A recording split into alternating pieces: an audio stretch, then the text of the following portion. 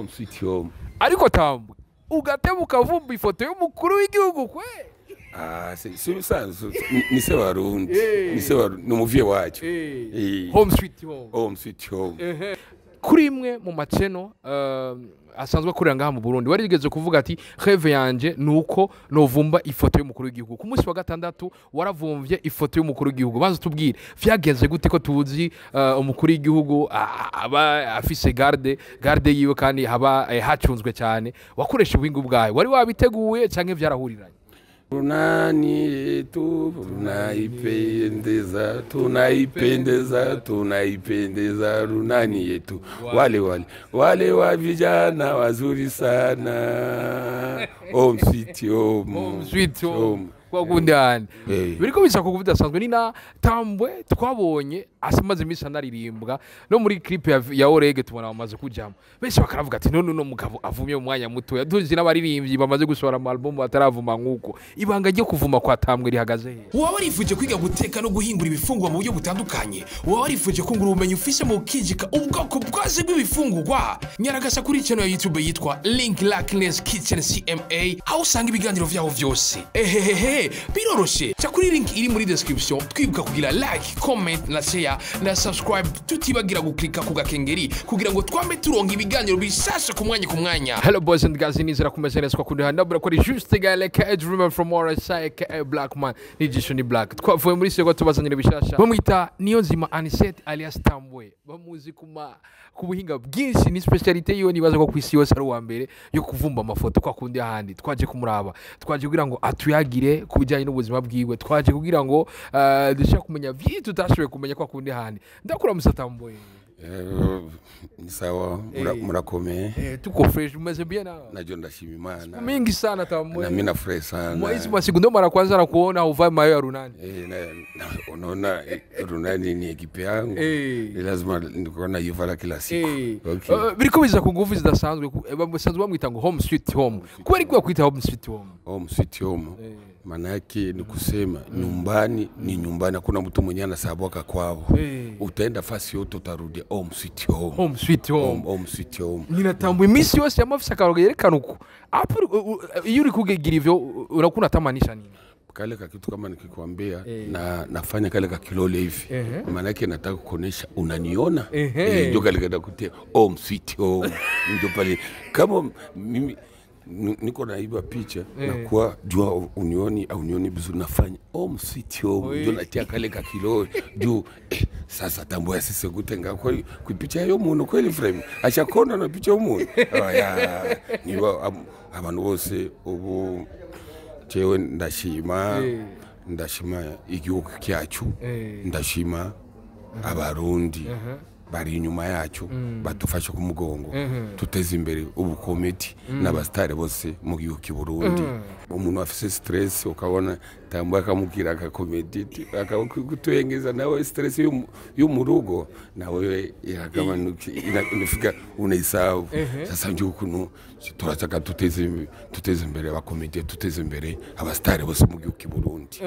Bite ku nguvu zidasanzwe ndabwira ati behind camera mwita Fizi niwe ariko akoresha ukavyazwira ngo ano masana mandanye bashikira neza. Tambwe ikibazo cya mbere no kubaza Tambwe yatanguye ingeso yo kuvyaringira mu mafoto y'abandi yone na mafoto y'abandi yari. Sasa mimi nilifanya ka depuis niko bilikuwa mu maraso yanje depuis niko na miaka 14 ndio bintu biraje kuza mu mapicha kera ni umwana niko ndinjira mu mapicha y'abantu kushaka ubu ni miaka mfise ndabisazeyemo mu mapicha kukwiba mu mapicha y'abantu uriko nasota kidore vile kera rero nafise amapicha ya kera niko Tambwe biko ni ibintu bisanzwe ubu abantu abarundi bose babibona iti sho bintu kwisi yose babona iti Tambwe ukunyene akarode kange niko nakubwite home sweet home manake nikubera umbone Tambo biriko biza ku nguvu zidasanzwe. Video twatangwe kuyibona kuri Nshora ariko ari doga ati Tambwe kugeza naho bisigaye byarazungurutse hose kugeza naho umuringe no mu ifoto y'undi muntu uzawumva ngo Tambwe mvira mu foto nahatabari wewe. Tambwe kwazo vyakira gute bijya bintu wari witeze nyene ukibikora kuze wo mu star nkuko cyangwa n'ibintu vyakuguye kuko nyene jewe ni Imana yabiko Imana njo irakora ibintu byose si jewe nukubera kubana n'abantu viza baranzi neza bazi na sina jina mbaya bazi ukuntu kuyaga n'abantu byo kintu jewe kwisi yose baranzi babona ukuntu niko nafurahisha watu nanjo bananipenda nanjo mpaka hivi nakuwa niko stare abantu bose atanyende fasi kandi Tambo ndakena kapicha nashaka tuzinanye kamba nibisanzwe twese turi Warundi tufurahishe na bingine tufurahishe n'amakungu ndashima biriko biza ku nguvu zidasanzwe ni na Tambwe benshi banavuga bati uravye buno bustare Tambwe hose uzumva abantu bari mu Canada bavuga ngo Tambwe n'amakomantere uzoyasoma bari USA hose uravye ingene abaye umustare mu mwanya muto benshi baranavuga bati iyo bari mu bindi bihugu afise ibintu vyinshi afise ubutunzi butandukanye ariko no mu Burundi turabizi yuko abarimvyi benshi bakora sinya amakontra kandi abandi bastara atarabarimvyi baronka amakontra abakomeje nk'abakigi uko nyene eske kuva aho menyekane wo waranose amahirwe uraronka urasinya amakontra ahantu hatandukanye urizego jewe ndashima ndaje kugira contrat ya nani agence de voyage indege ndaje kugira publicité ibintu byose biraza boro ikintu kimwe ndashima no kumenyekana ibindi biraza boro kazima ndabise abantu ndabise abarundi bari imbere yanje bazonifasha byose birakunda bizogenda boro biriko bisa ku bidasanzwe ni na Tambwe twabonye asimaze imisa naririmbwa no muri clip ya Orege tubona bamaze kujamo benshi bakaravuga ati none no mugabo avumye mu mwanya muto yaduzi n'abaririmbyi bamaze gusohora mu album bataravuma nkuko ibanga ryo kuvuma kwa Tambwe rihagaze he byo ibanga yanje ivuye jonda siri yanje ndasaba ikintu cyambere ni Imana yabigize ibintu byose na tena ndafise amaraso meza mu bantu njo kintu cyamfashije jewe ubusare bwanje ndashima nukubera ndafise amaraso mu bantu ndashima nuko basketball namenyekana ku timu ya runani muri basket timu ni timu yanje basket yose namenyekana kubera ubustare wanje ibintu bya kawaida sasa hivi nakuwa umuntu wose n'umwana afise deza azi ule muziki wa Orege Tambo nguyo reka kwinjira wabonye Orege kwavuze ati Tambo waje gute wasise gute ukunda amawashi biriko biza ku budasanzwe beje baravuga ati Tambwe numwe mu bantu bakwiye kwandika mu mateka kuko bije ku nguvu zidasanzwe ariko bazi tubwire kuri imwe mu maceno asanzwe kurira ngaha mu Burundi warigeze kuvuga ati rêve yanje nuko novumba ifoto y'umukuru w'igihugu ku munsi wa gatandatu waravumvye ifoto y'umukuru w'igihugu bazo tubwire vyagenze gute ko tuzi umukuru w'igihugu aba afise garde yiwe kandi haba hacunzwe cyane wakoresha ubwingu bwawe wari wabiteguye canke vyarahuriranye jewe ukuntu sindababesha abarundi inshuti yanje umukuru w'igihugu ni se wacu ni se Warundi ariyo byo ndasise kubera ndaje kuba mu bintu ibintu biwujije ni ibintu ndaje kuba mu bujije ndabona n'abajournaliste bari yari bambonye Tambo kumbi ari ngaha naje niko mu bintu bibujije nabona abantu akora abantu uri umu DJ wewe vyageze gutuje kwicara n'aba DJ si wewe ujanja wako si ndio vile Mungu alifanya ndio alifanya vitu vyake na mimi nikaenda kujipa pale pembeni nyuma ya president nani ile garde yote ilikuwa iko pale bakaniachilia Hawakukwambia utoke? Mimi hawakuniambia nitoke. Bote akamaliza diskuru iko nasema saa 1:30 alimaliza, ndio sisi wote tukatoka. Vitu bikaenda vizuri na tena watu wakafurahi nyuma eti tambo wasiseguta kumuguru gihugu kweli au eti biko Tanzania niliwadanganya kukuwa pale. Nikamwambia eti mimi nilikuwa hapana, radio ilikuwa pale, matelevizion ilikuwa pale, bali niona wenye wanabisha waangalie video yenye nimeposti, yenye niliposti jana watakuona pale pembeni ya DJ ulikuwa pale na niko na video zako. Afu sasa wakaona kama ni uongo, watu wakamwambia ni shishoti, bali walifanya mkambetea. Mimi nilikuwa pale, sasa ni ile Mungu ndio alifanya niona nipike kapicha, niweke kapicha kwa president umuguru kigo wacho. Watu wote walifurahi paka hivi.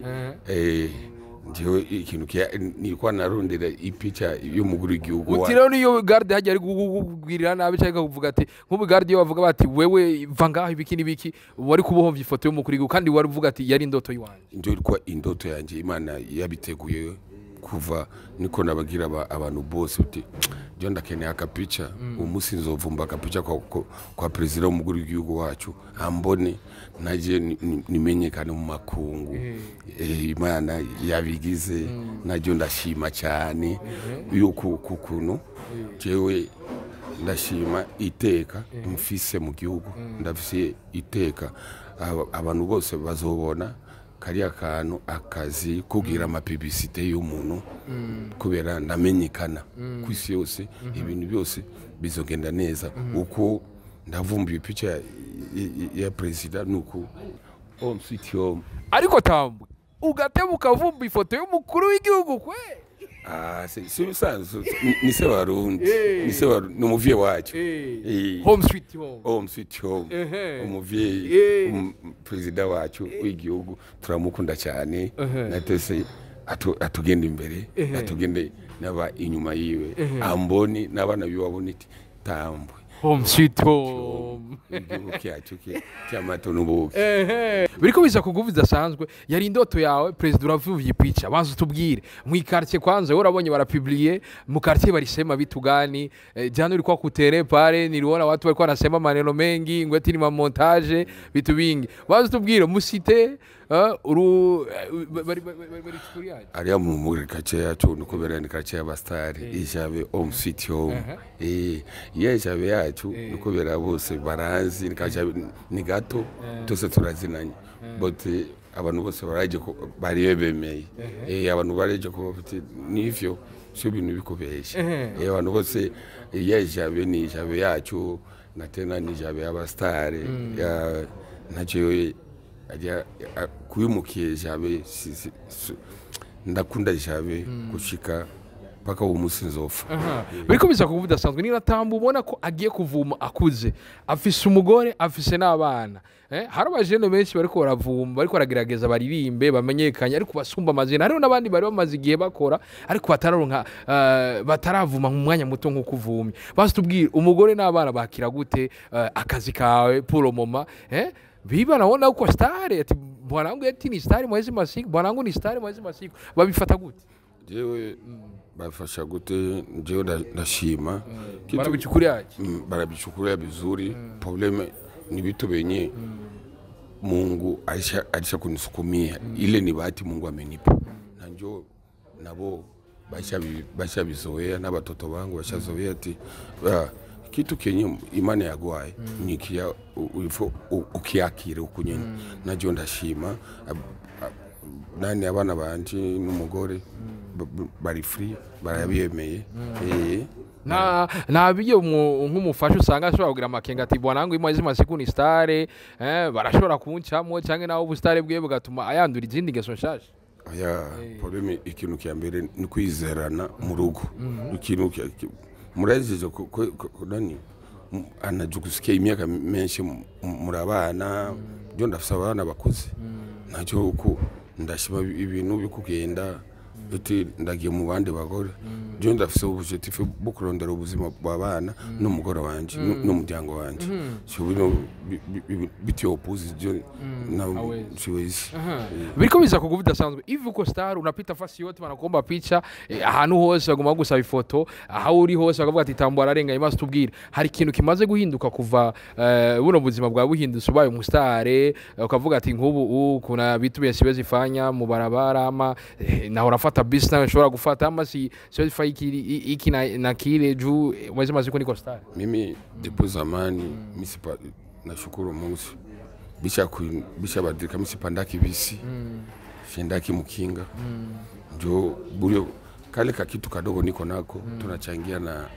niko na manager wengi tena watu wananipenda mimi soko yake sio mtegeteki nakunywa na manager au utaniona nakunywa pombe na Kamenge au Kinama tukio tutupiane maneno haya juu ya nini umweni kunywa pombe ya 3000 au 4000 na kunywa nafika naenda ku home sweet home.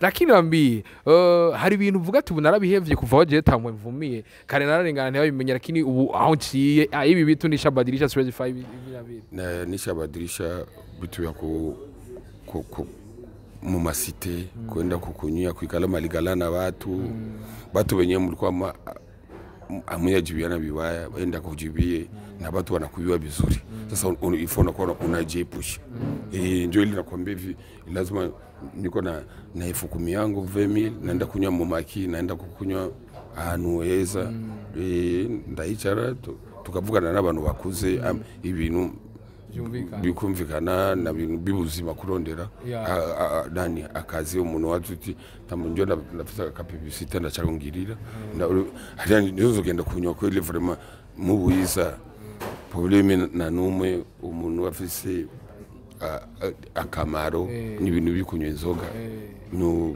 ibintu bikutamba muziki je turanyona ibintu bya projet bikufasha igihugu no bimfashe na jewe biriko bisa kunguviza sanzwe ni na home sweet home canke Tambwe biriko bisa kunguviza sanzwe Tambwe basi tubwire harigeze kuvugwa makuru mu mwaka weze igihe ari kwaba match y'urunani n'indi equipe biravugwa urunani ruhagarika ati ntidukina haravuzwe amajambo menshi ko wagumuye abakinyi benshi baranavuga ati uno Tambwe amaraso meza vise ararenze nukuri gose abakinyi bose baramwumve ngo baravuye mu kibuga bijya bintu byari ivyo cyangwa rukurukuru ni hebyo ko ubaze na federation bose nigiyo kizebo paka bafika wananita wewe uri umpresident w'urunani au ni kumbe ni Tambo adesite abantu bose ni ivyo ko na bintu bikobesha na federation bose barabizi je ndabujije amaci mu bireke tasa abari biti biko baragera ibintu byakarenganyo na twese tuko abantu bose biko barabibona ko ile vraiment twese turababaye umwe tuhagaze match biriko biza kuguvuta sanzwe ariko Tambwe bazubwira urumwambura sanzwe mu runani cyugumbura abantu gute nubo buhinga ukoreshe Tambwe problème nikubera njiko nakugira amaraso meza mu bantu ile amaraso yanje nje niko ndakora mu kubera abantu ikintu byo ndavuga ni ikinyene ukuntu sijewe ukuntu byatokiye abantu bose n'aba president bindi ma equipe ba Jodase ba New Star ujumukana abantu bose Tambo umuntu umwe abujije match ko abantu kukina cijewe nana kimwe twabireke kushika ubu turafise federation nziza turafise president wa Apot Jean Paul Apot ikwa atugira akantu keza ubu basket ishaka ayiteza imbere nukuna abapeti bacu tuteze imbere igihugu n'abapeti ma federation ifashe cyane abana bacu nabo bazofasha abandi biriko biza kuguvuda sanzwe ni na home sweet home canke naho Tambwe biriko biza kunguvu zidasanzwe ariko ikibazo nkeneye kumenya benshi twarabonye baraza bakamwanya bakaduhereza benshi baravuga bati turifuza kuzobona umunsi umwe Tambwe ariko arakina comedy na Cholo canke abandi bakomeze nkabakigingira abandi benshi umuntu akiyumvira ati mbega Tambwe iyo migambi yo bayifise mbega kubifuza ivyo bo bishuriki najewe imigambi tuko tofise ni migambi ikugira comedy yuko fasha bora tuzoba bacoro bakigingi ndafise abatipe benshi turashaka ni benshi ndio migambi tufise kushika bijya bakina Papa Sava na Kanyomve turashaka tubigire ni mu gihugu cyacu ke Burundi ndio bintu turashaka tubigire numugo umuga umuga ikwe kazi njo ikintu ndashaka biri mu muto wanje cyane na programme yanje iriya niye nyene nabindi twarabonye mu miseze Tambwe ko kunde handi bamuhereza baravuga ati Tambwe muhereza shute batu bagashangara sana gisuri shute bengi barisema Tambwe akuchezaga basket bakwero akuchezaga ama basket mimi siwezi kukuficha mimi juu basket ni kwetu pale home city home pale kujabe basket nilipendaka depuis niko nishakuwa mtu mkubwa napenda basket sio kuchezaka ndaikunda ndio na kindi nani sport ndio ndakunda mu buzima ni basket gusa na indi na sport ndakunda ni basket gusa ni basket gusa uravye ama competition ariko araba muri basket aho tugejeje bazo tubwire upulo mama nuhe mukinyi ufana mu rukino rwa basket muri federation ngari ukarakina muri kwarakira muri rusango avuga ati home sweet home je ujya ndifane ujya mupeti